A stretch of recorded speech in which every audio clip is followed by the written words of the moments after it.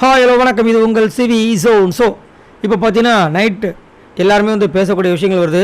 அதில் விஜய் பார்வதி ஒரு விஷயம் சொல்கிறாங்க. என்னென்னா, இது வரைக்கும் அவங்க சொல்கிறத தாண்டி நமக்கு என்ன ஒன்று தோணுதுன்னா, நீ ஏன்டா என்னை அடித்த, நீ எப்படி என்னை அடிக்கலாம், ஒரு பொண்ணு இப்படி கை வைப்பியா இப்படின்னு ஒரு உமன்ஸ் கார்டை எடுத்து வந்திருந்தாங்கன்னா சபரி காலி இன்னைக்கு கரெக்டாக.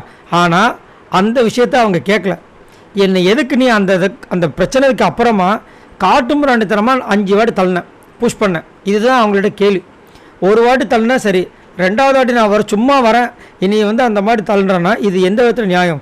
அதுக்கப்புறம் ஒரு டைம் ஓங்கி ஒரு தள்ளி இருப்பார், தமானு போய் அந்த பக்கம் விழுந்திருப்பாங்க. இதை ஏன் பண்ண? இதுதான் அவங்களுக்கு கொஷின்.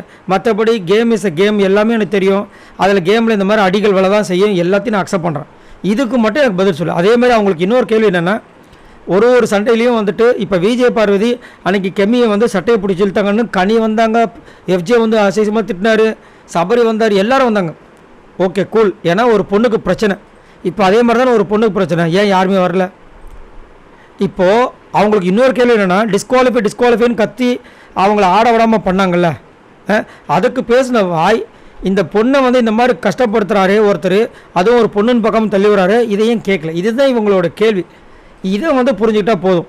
அதை அவங்க போய் டைரெக்டாக சபரிட்டையும் பேசிட்டாங்க, எல்லார்கிட்டையும் பேசிட்டாங்க, அமித்தையும் கேட்டாங்க. அமித்தும் சொன்னார், அவ்வளோதான். கடைசியாக அமித்துக்கு அதை சொல்லி முடிச்சிட்டாங்க. நான் போய் பேசினேன் அமித், நான் போய் பேசுனதுக்கு எனக்கு கிளாரிட்டி கிடச்சிச்சு. அவங்க கேமு நான் இப்போ வரைக்கும் அவங்க மேலே கம்ப்ளைண்ட்டே பண்ணல. என் கண்ணை ஏன் அடித்த அதெல்லாம் நான் சொல்ல வரல, அது கேம். ஆமாம், ஆனால் ஏன் அந்த 5 வாட்டி என்ன பிளாக் பண்ணேன், இதுதான் என்னுடைய கேள்வி. அவ்வளோதான் கேட்டாங்க.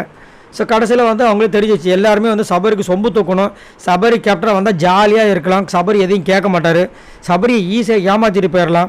ஏமாத்துறதில்ல, சொன்னால் கேட்டுப்பார், ஏன்னா அவங்க ஆளுங்களா எல்லாருமே அப்படின்ற ஒரு காரணம் அது ஈஸியாக பச்சையாக தெரிஞ்சுது. அதனால தான் சாண்ட்ராவே திவ்யாவோ நம்ம இந்த டீமை உடைக்கிறோம் அப்படின்னு சொல்லிட்டு ஒரு பிளானை போட்டாங்க. சரிங்களா? இது விஷயங்களில் இப்போ எல்லாருக்குமே தெரிய ஆரம்பிச்சிருச்சு. ஸோ இவ்வளோ தான் அவங்க கேட்குறாங்க. ஆனால் இதை புரிஞ்சுக்காமல் என்ன பண்ணுறாங்கன்னா, அவங்க அன்றைக்கி அது பண்ணாங்களே, இதில் இவர் முட்டு குத்துன்னு வந்துடுறாரு. யார்? விக்ரம்.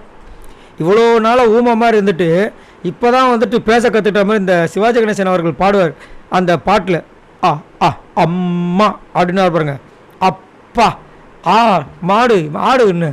அப்போ சாமி முன்னாடி அனைத்தும் வடிவத்தை தேவின்னு ஒரு பாட்டு போடுவார் பாருங்க. அந்த மாதிரி இவ்வளோ நாள் விட்டு இப்போ வராரு, சண்டே வண்டி எடுத்துன்னு வராரு, வந்துட்டேன் அப்படின்ட்டு. ஏன் வரது எதையா கேட்டுட்ருக்க? நீ கேட்க வேண்டியதை கேட்காம இங்கே என்னமோ அந்த பொண்ணு ஆதங்கத்தில் ஒரு விஷயத்தை பண்ணிகிட்ருக்கு, எல்லாருமே அசிங்கப்படுத்துறாங்கன்னு சொல்லிட்டு இருக்கு.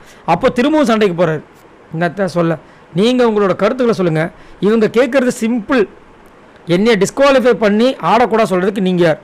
பிக் பாஸ் சொன்னாரா அந்த கோட்டை தாண்டக்கூடாது, உள்ளே போகக்கூடாது சொன்னார். ஆமாம், உள்ளே போனால் டிஸ்குவாலிஃபை, கேம் அவுட் வெளியே போகணும்னு சொல்லலை. இதை ஒரு டிஸ்குவாலிஃபை சொல்லிட்டு என்னை எதுக்குறீங்க, கேம் அவுட் தூக்குனீங்க. அதே மாதிரி அவன் என்னை தள்ளும்போது ஏன் வாயை திறக்கல? அன்றைக்கி திறந்தீங்களே, அன்றைக்கி அவ்வளோ பேச்சு பேசுகிறீங்க, இன்றைக்கி ஏன் வாயை திறக்கல? இவ்வளோ தான் அவங்களோட கேள்வி.